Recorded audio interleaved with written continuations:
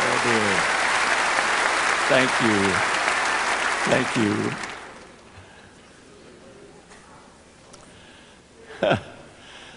I have never been more intimidated in all of my life than I have been tonight.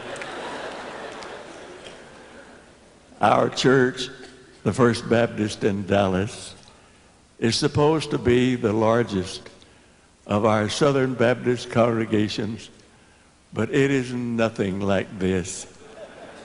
Our church looks like a little mission compared to this great congregation.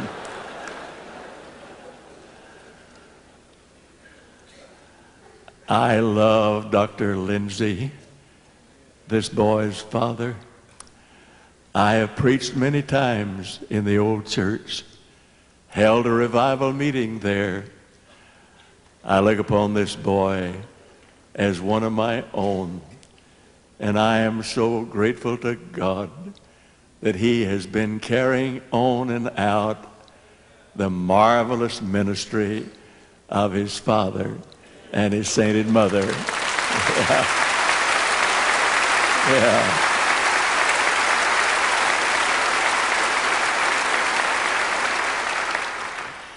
Dr. Vines has been an old and untold help in continuing that glorious ministry of Dr. Lindsay.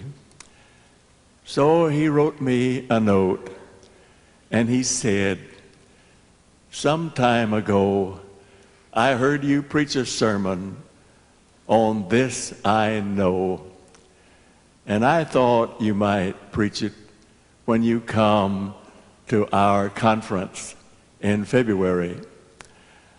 Well, I took it to heart, and I thought and prayed, but the more I did, the more that subject of the old-time religion came into my soul. This coming year, I will be 90 years of age. 90 years of age.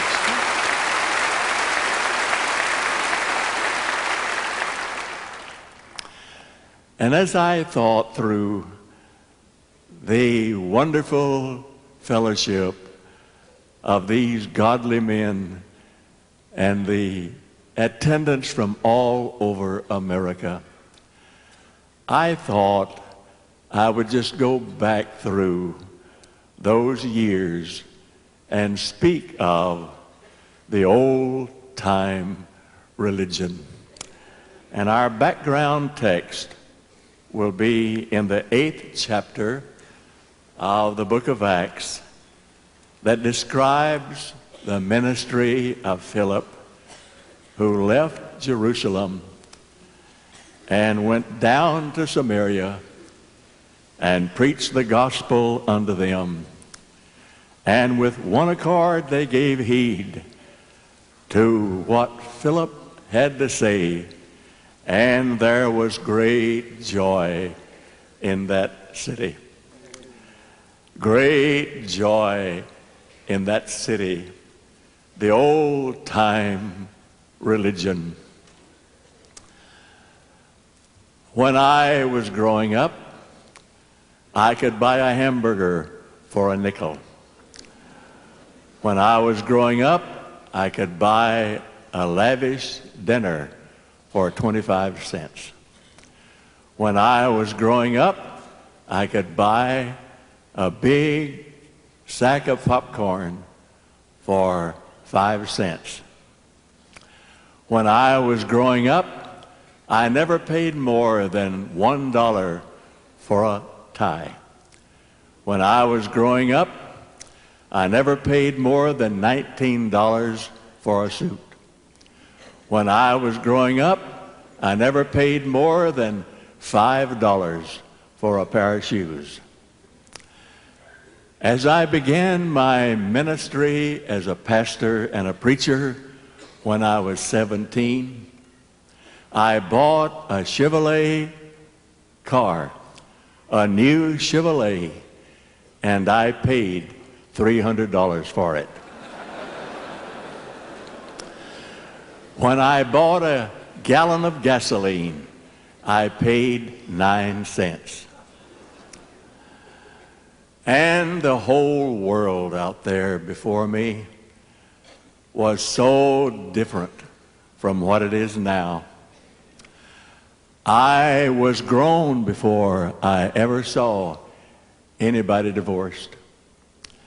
I never saw the front door of a house locked.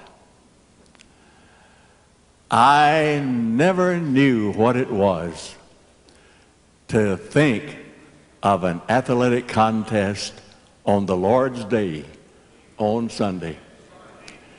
If I were asked on what day of the week would you suppose the Super Bowl game will be played, I would say it would be played on Sunday. It's a different world in which we live now. And as I go back into those days and I think of the church, I never saw a church that didn't have a pot-bellied stove. And on this side of the river, the fire would be kindled with wood.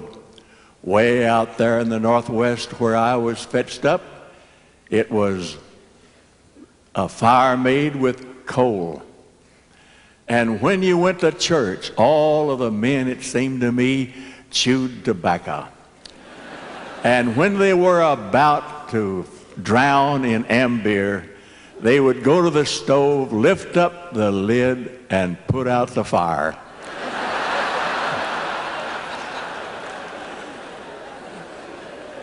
A pastor of real thought bought some cuspidors, and after a while took them out. And one of those amber specialists went to the pastor and said, "I miss the cuspidors." And he replied, "That's why we have taken them out, because you missed them."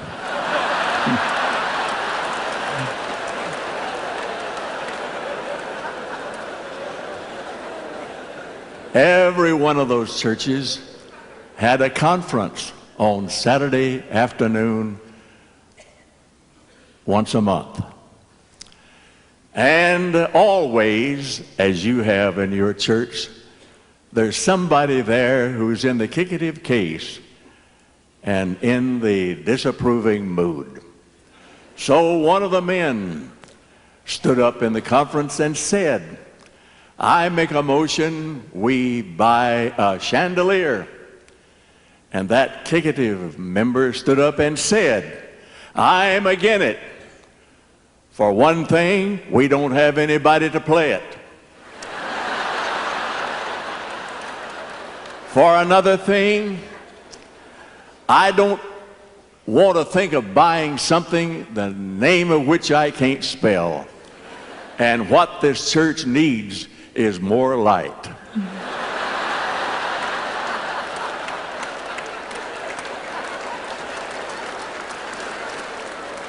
Another fellow stood up and said, "I make a motion we build a fence around the cemetery." And that kickative member stood up and turned to him and said, "Do you know anybody on the outside that won't sin? And do you know anybody on the inside that can get out? Then why build a fence around the cemetery?"